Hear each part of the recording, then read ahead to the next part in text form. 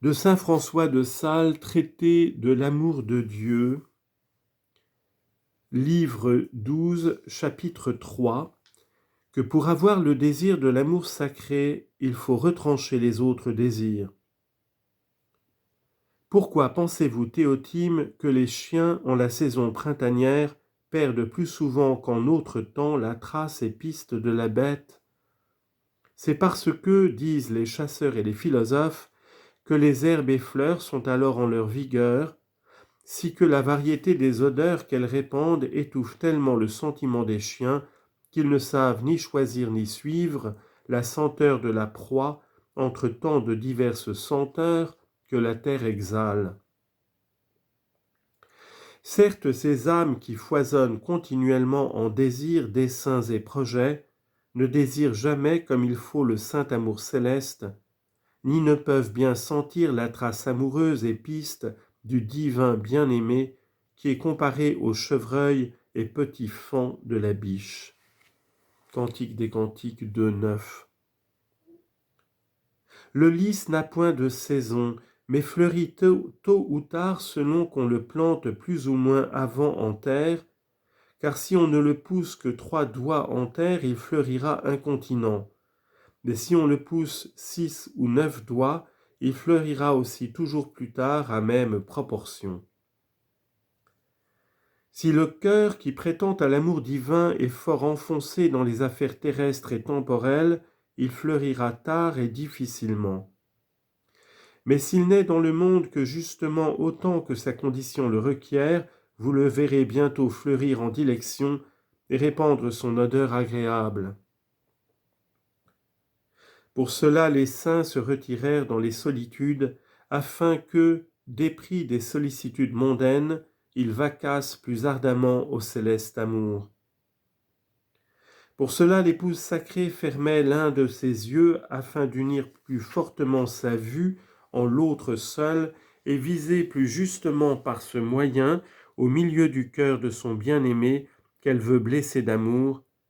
Pour cela elle-même tient sa perruque tellement pliée et ramassée dans sa tresse qu'elle semblait n'avoir qu'un seul cheveu, duquel elle se sert comme d'une chaîne pour lier et ravir le cœur de son époux qu'elle rend esclave de sa dilection. Cantique des Cantiques 4:9. Les âmes qui désirent tout de bon d'aimer Dieu ferment leur entendement au discours des choses mondaines pour l'employer plus ardemment dans les méditations des choses divines, et ramassent toutes leurs prétentions sous l'unique intention qu'elles ont d'aimer uniquement Dieu. Quiconque désire quelque chose qu'il ne désire pas pour Dieu, il en désire moins Dieu. Un religieux demanda au bienheureux Gilles ce qu'il pourrait faire de plus agréable à Dieu, et il lui répondit en chantant « une à un, c'est-à-dire une seule âme à un seul Dieu. Tant de désir et d'amour en un cœur sont comme plusieurs enfants sur une mamelle qui, ne pouvant téter tous ensemble, la pressent tantôt l'un, tantôt l'autre, à l'envi, et la font enfin tarir et dessécher.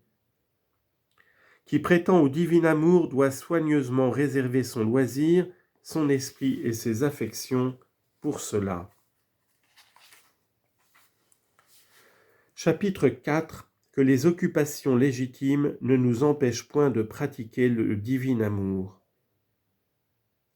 La curiosité, l'ambition, l'inquiétude, avec l'inadvertance et inconsidération de la fin pour laquelle nous sommes en ce monde, sont causes que nous avons 1000 fois plus d'empêchements que d'affaires, plus de tracas que d'œuvres, plus d'occupations que de besognes, et ce sont ces embarrassements, Théotime, c'est-à-dire les niaises, vaines et superflues occupations desquelles nous nous chargeons, qui nous divertissent de l'amour de Dieu, et non pas les vrais et légitimes exercices de nos vocations.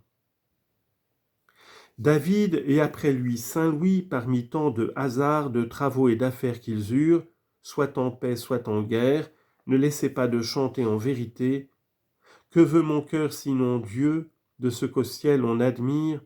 Qu'est-ce parmi ce bas lieu, sinon Dieu, mon cœur respire » Psaume 72, verset 25.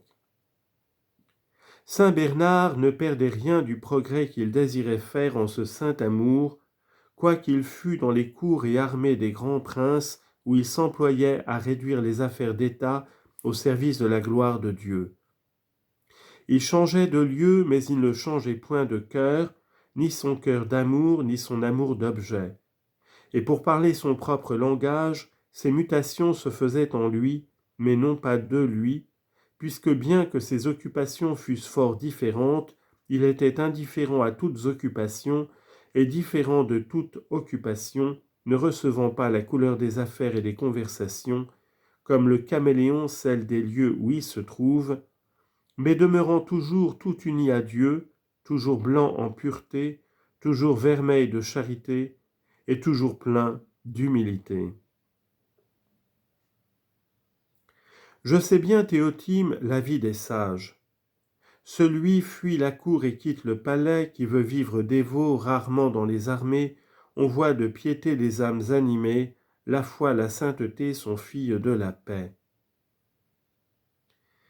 Et les Israélites avaient raison de s'excuser aux Babyloniens qui les pressaient de chanter les cantiques sacrés de Sion. Hélas, mais en quelle musique, en ce triste bannissement, pourrions-nous chanter saintement du Seigneur le sacré cantique?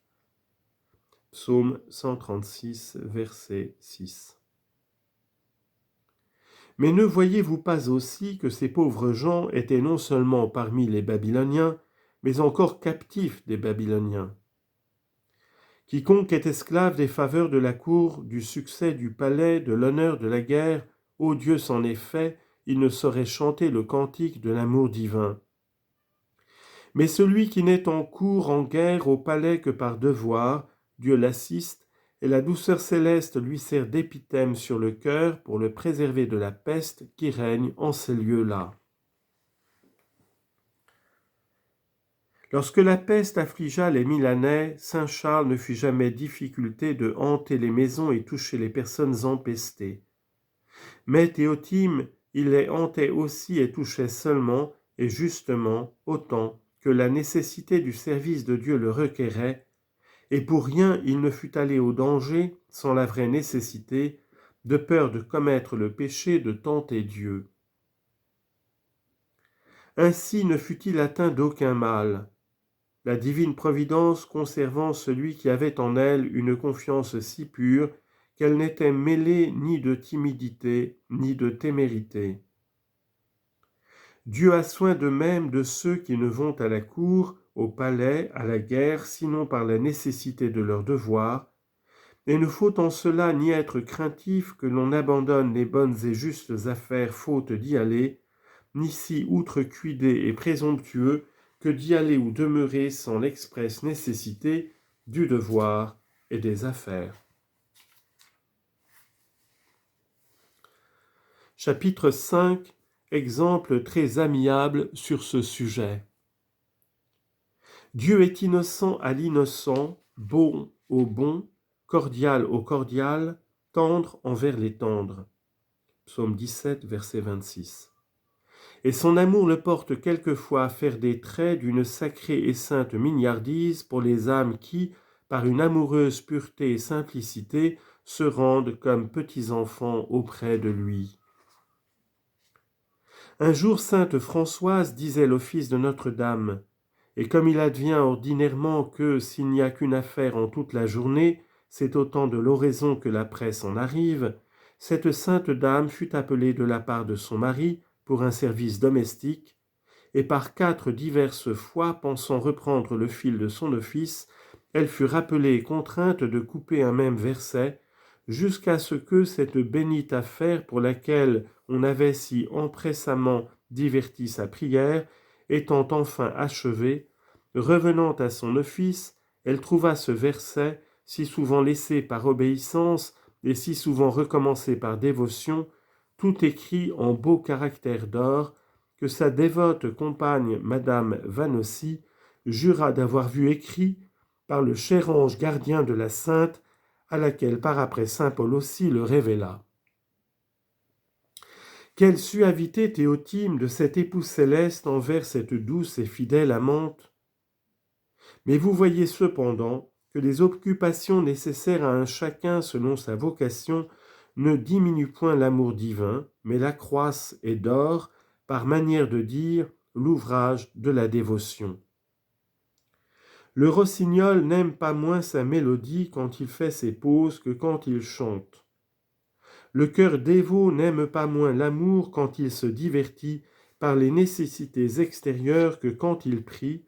Leur silence et leur voix, leur action et contemplation, leur occupation et leur repos chantent également en eux le cantique de leur dilection.